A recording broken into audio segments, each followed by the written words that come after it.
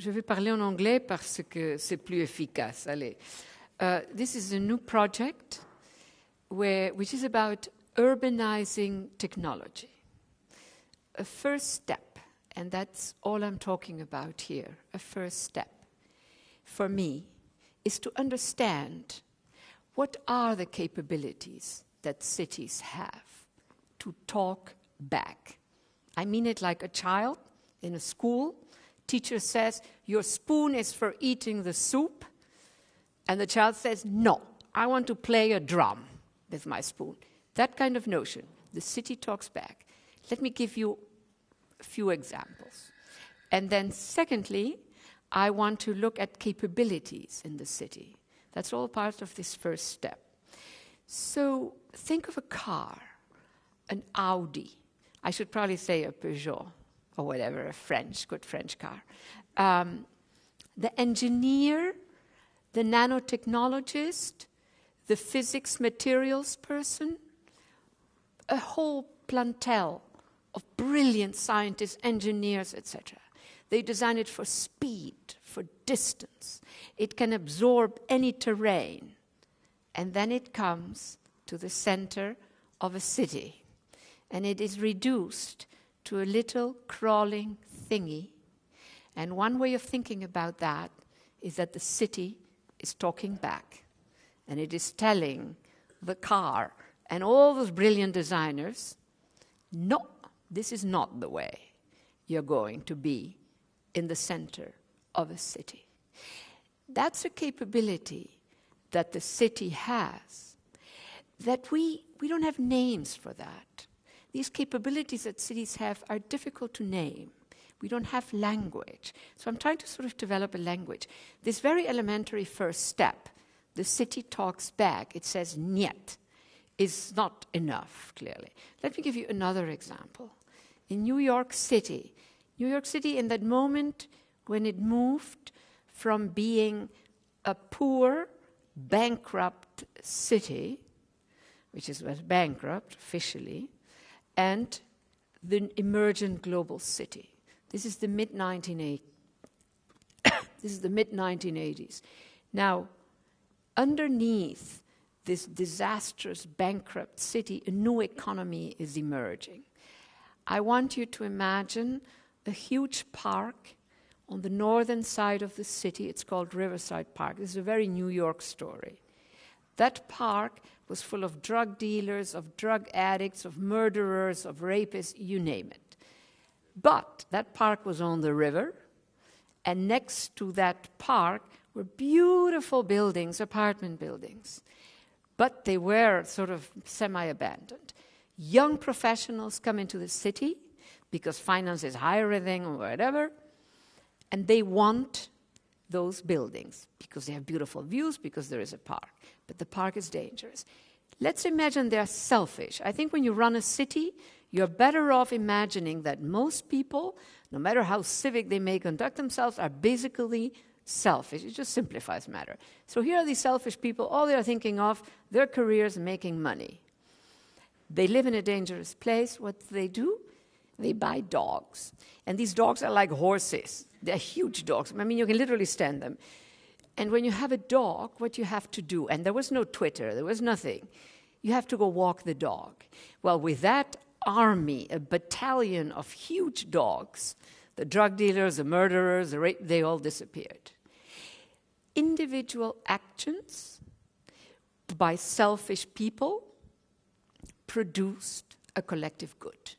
One way of putting it is that the city undid the prisoner's dilemma, for those of you who might recognize that phrase. Those are capabilities. Now here's another one. And this is Cairo. This is Tahrir Square. There is a technology for killing, for destroying, tanks. A tank in a city full of people is hacked. It becomes something else. And you see images. People can sit on it. They walk around it. It can only happen in a city. This could not happen in a rural area. You've all seen this. People praying, the tank standing there, probably some kids on top of it. What is this capability that the city has? And it is a non-military capability. Think of national states. Think of the national modern state.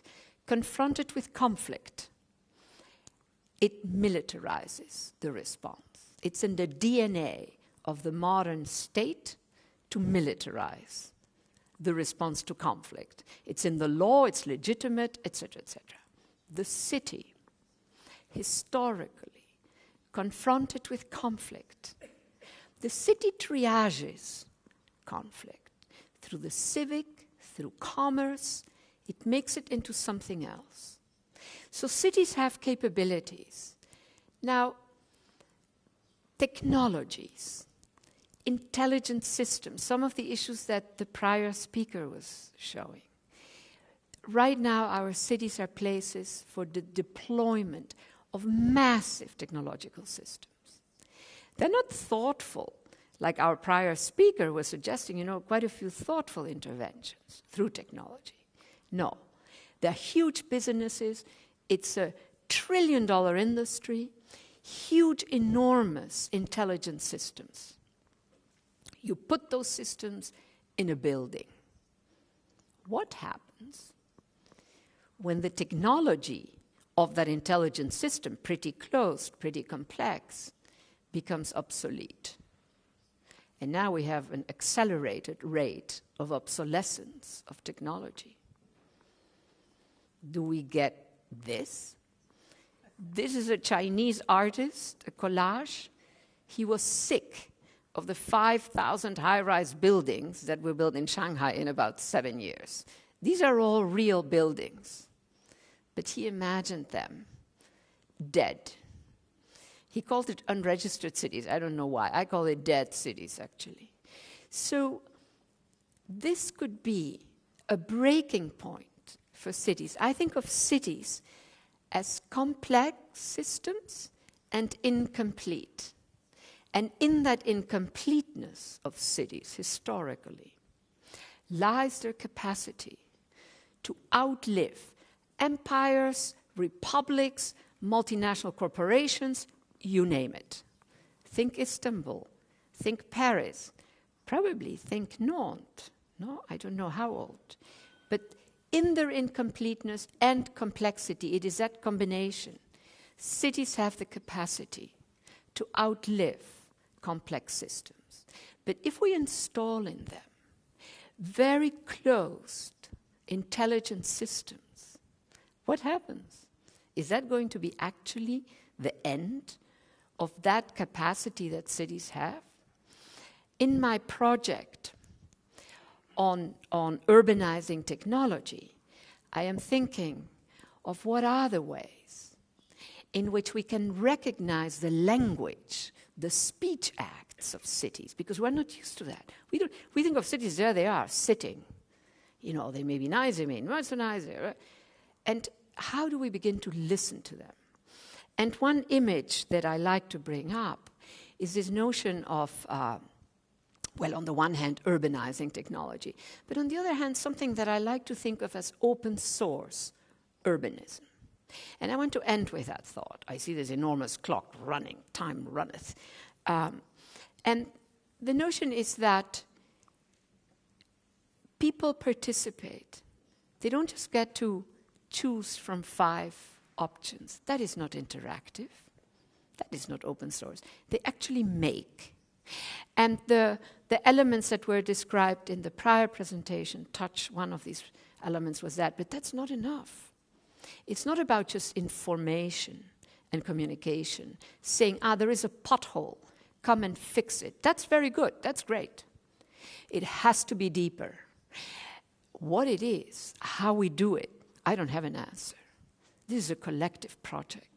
But I do think that a first step is to listen to the city, understand its language. Now, it might be I grew up in 5 languages or 6 languages. I don't speak one language well, which is not so easy for an academic.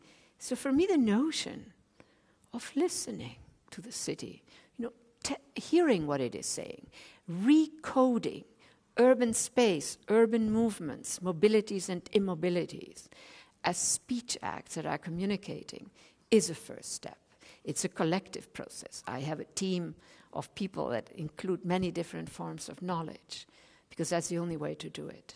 But I think that in this particular moment, with these enormous business actors, with enormous resources to mobilize brilliant engineering talent, to produce vast, complex intelligence systems, we've got to begin to think about how we use those capabilities of the city to really achieve something that I really like to call open source urbanism.